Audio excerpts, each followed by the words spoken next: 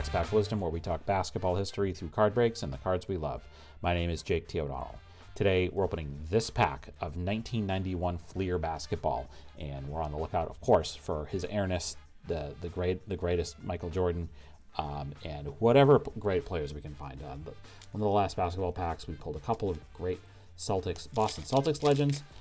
Let's see who we get in this Fleer set. Fleer kind of the really held the crown as the sort of kings of basketball cards during this stretch. So the first card is Wayman Tisdale of the Kings. I can't really say that this was a good era for the Kings. I don't think it was. And Wayman Tisdale would have been part of that. He looks like he spent a few years with the Pacers, probably that sort of like beginning of the Reggie Miller era there, mid-'80s.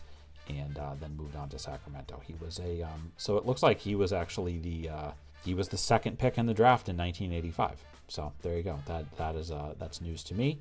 I think that would have been, don't know who would have gone first that year.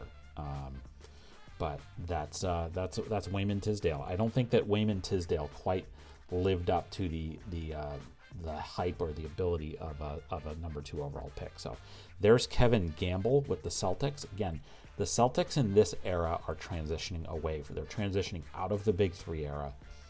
And, 91, 92, these are the final years of the Parrish, Bird, McHale years. Bird's last year is 92, 93, I believe. And so Kevin Gamble, part of this era for the Celtics. He had come over from Portland, one of the team's most consistent players in 1991. So there you go.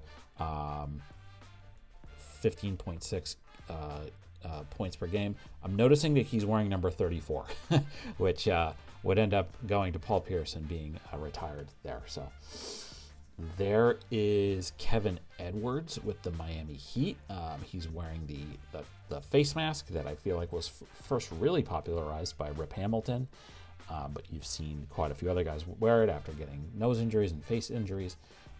Kevin Edwards was a first-round pick. He was with the Heat for a few years, so he was an all-rookie honoree his first year in 90, 98, and 88, 89. So good, obviously could score the basketball a little bit, and again wearing the cool mask. You gotta love that. All right, there's Dan Marley, who I mentioned him a little bit. First off, let's look at this picture of Dan Marley. Look at that face. And I think that might be Manute Bol behind him, right?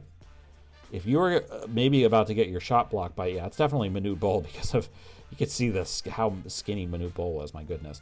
But yeah, Dan Marley going up for the shot, trying not to get blocked by Manute Bol.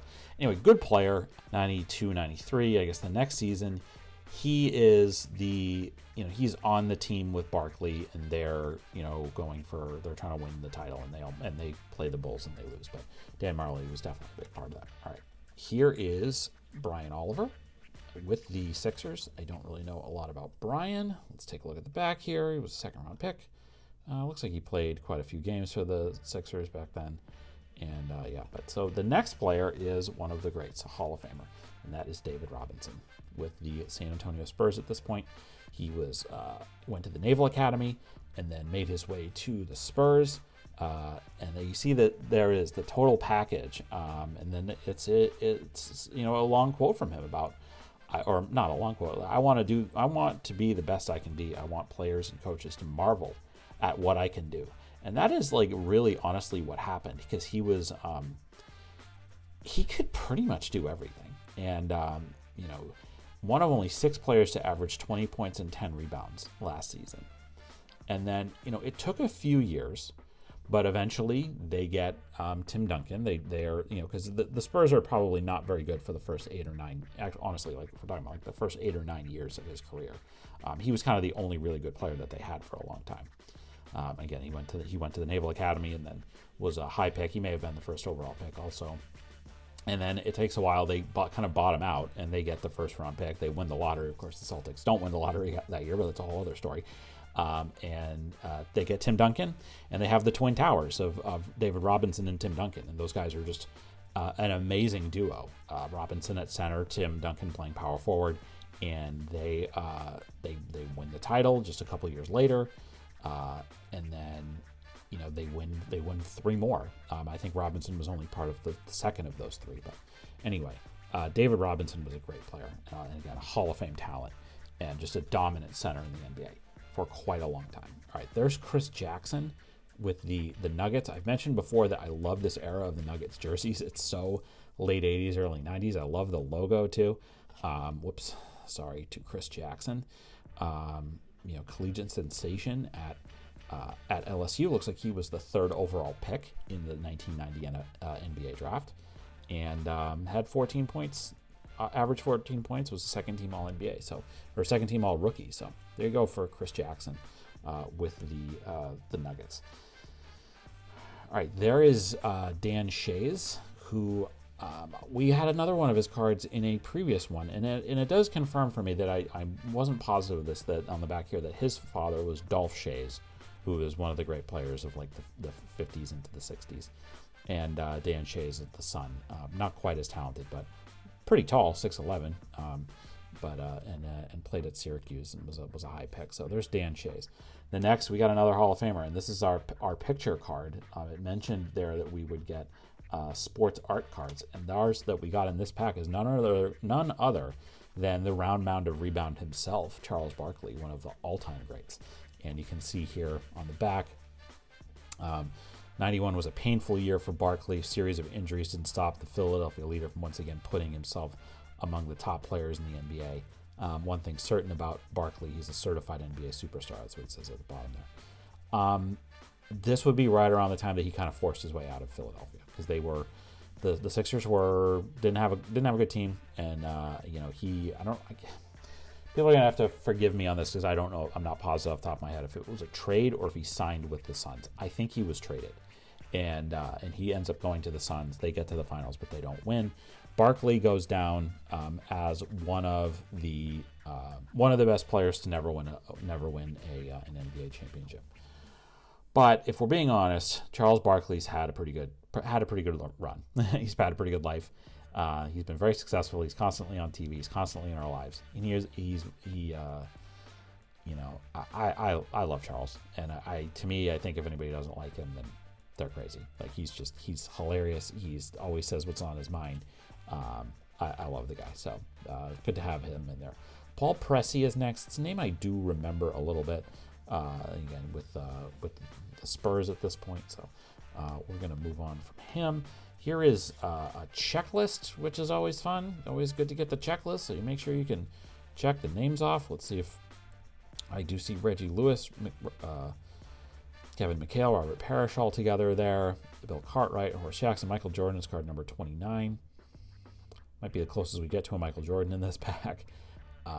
Mark Aguirre down there, Joe Dumars, and then the back, Bill Laimbeer, Dennis Rodman. It looks like a bunch of Pistons in a row there. Sean Douglas, Mike Dunleavy, A.C. Green, Del Harris, Ron Harper, Jack Make Me Sigma at the bottom there. So anyway, there's Trent Tucker with the Knicks. Knicks are heading into a really strong era. Trent Tucker was a top 10 pick, clearly. Next is Jeff Malone, member of the Jazz. Again, the Jazz are heading into they're in the midst of a great era with another Malone, Karl Malone. I wonder if that was confusing at all. And then also John Stockton and the other guys. They had Jeff Hornacek and others, and as they kind of move up. And then I mentioned Chris Ford last time. Again, this is the last card in the pack. He was the Celtics coach when I was growing up, when I first started watching the Celtics, and again, not necessarily the easiest era for the Celtics, but they did get through it. And Chris Ford was a good man, and unfortunately he passed away recently as well. So we did get our 2 Hall of Famers in this pack, so we're gonna show those guys off right here. 2 of the best big men ever in the history of the NBA. You're looking at them right there, David Robinson and Charles Barkley, the 2 great finds from this pack of 1991 Fleer basketball. And that is going to do it for this edition of Waxback Wisdom. Tell us what you thought of this break. What's your favorite card we pulled today? Do you have a story about one of the players in this pack? Leave us a comment and let us know. We'd love to hear it. If you enjoyed this video, we invite you to give it a like and subscribe to our channel so you don't miss any of our Waxpack Wisdom content. In the video description, you can find links to where you can follow Waxpack Wisdom on all social media channels.